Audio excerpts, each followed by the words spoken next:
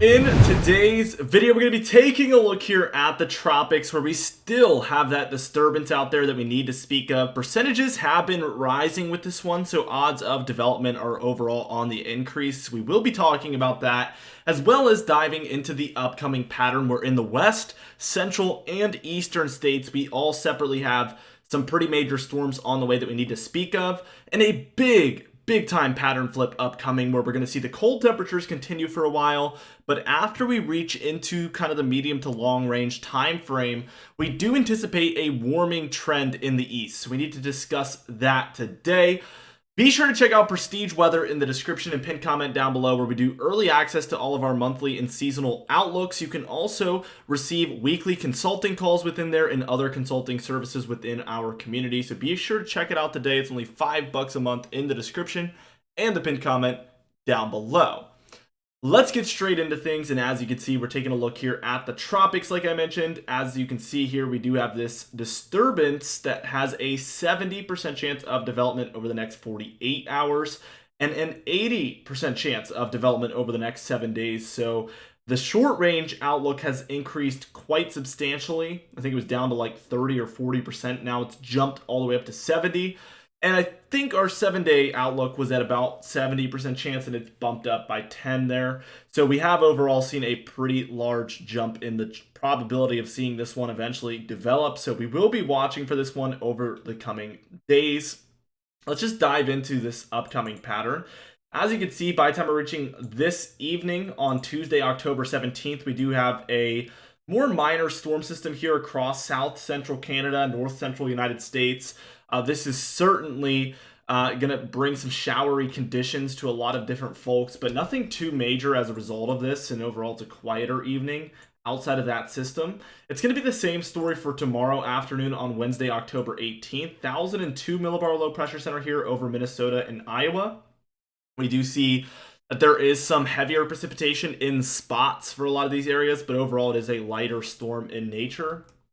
Let's keep going, and I want to take us straight to Thursday the 19th. And again, we still don't have much to speak of other than this storm system. You can tell it does have a little bit of a cold front, warm front dynamic here. And what I mean by that is that we have cold air diving in behind this and above this overall. And then we have this warm air surging up the east coast by this point. But as this all rolls through, we will see another cool down happen as a result of it. And this is when we start to see some more nor'easter type activity. This is for Friday, October 20th here. And as you can see, this coastal activity just really picks up. And there's a couple of things really causing this to happen. First off, the jet stream climbing right up the coast is going to encourage storms to develop along this and move straight up the coast like we're seeing here. Not only that, but we saw that low move in. So a lot of that energy and that low pressure is already in the area. So that's the two main causes here that we're seeing for this type of activity. There is a 994 millibar low pressure center there near northern Minnesota as well. And this one is bringing heavier precipitation, and that's certainly going to cause some impacts down there. But I do think the most major story here is this East Coast activity, which looks extremely widespread, as you can see. By the time we reach Saturday afternoon here on October 21st, we see this low has dropped down to a 993. We do have a 996 over Indiana and a 999 there over Canada. And this trilogy of low pressure systems is causing overall plenty of precipitation for a lot of the northeastern corner of the nation here. Sunday afternoon on October 22nd, we do see that this is a 979 millibar low pressure center over Maine. We do see that this is causing a little bit of precipitation up and down that Appalachian mountain range. We can see for the northwest some showers taking place, but again, a little bit quieter here, and I think that's the theme throughout this video.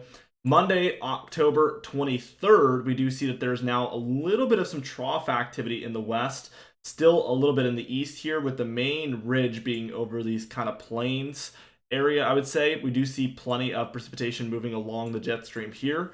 So there is some spotty showers. Let's keep going, and by the time we reach Tuesday, October 24th, we do see a pretty major storm system moving onshore to the northwest, bringing snowfall for some of the states and especially up there in Canada. And simultaneously, we do have a lot of moisture moving up through the Four Corner states. A little bit rare this time of year, but sure enough, this model is calling for it. So there is going to be more and more moisture on the way for the west. And look at this, by the time we reach Wednesday afternoon here on October 25th, We have major snowfall happening throughout the Northwest here. Oregon, Washington, Montana, Idaho, Nevada, even areas in Wyoming and Utah here, as well as Northern California. This is a classic Northwest snow system if this does take place like this. And we can see a lot of these storms have risen up through a lot of the plains in the Midwest there by that point on Wednesday. By Thursday, what we see is that there's again a trilogy of low pressure systems, but it's happening mostly over the plains and Midwest here. And we're continuing to see very heavy snowfall throughout the Northwest and overall the Rockies there.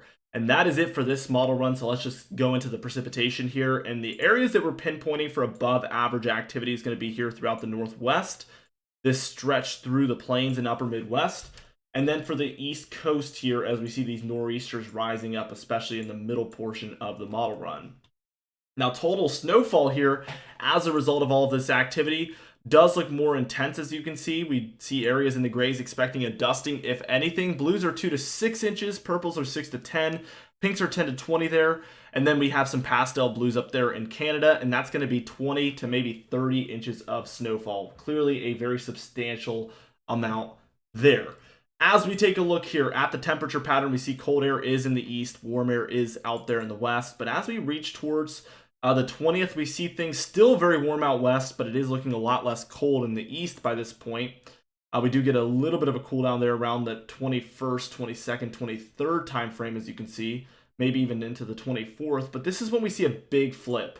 We see cold air start to trend in for the west right around this point, the 26th time frame, and we see warm air surging as a result of that into the east. And this would be an end to this colder pattern in the east that we've been seeing. This is called a negative PNA pattern, that stands for Pacific North American Oscillation. And all that really means is, are the temperatures cold or are they warm along the western seaboard of North America? In this case, they're cold. That means it's a negative PNA, and that encourages warmth to the east of these areas. The opposite would be right here, where we see a positive PNA, which is warmer temperatures along that western seaboard, and this encourages cold temperatures into the east, as we see right there. So we can see it in action. We can see it working as a really good teleconnection and indicator for what patterns will end up looking like. And we see this cold just gets kind of deeper as we reach towards the Halloween time frame, and the warmth in the east gets even stronger. So this could have a lot of legs to stand on here. We're going to have to track it daily with you guys here on the channel.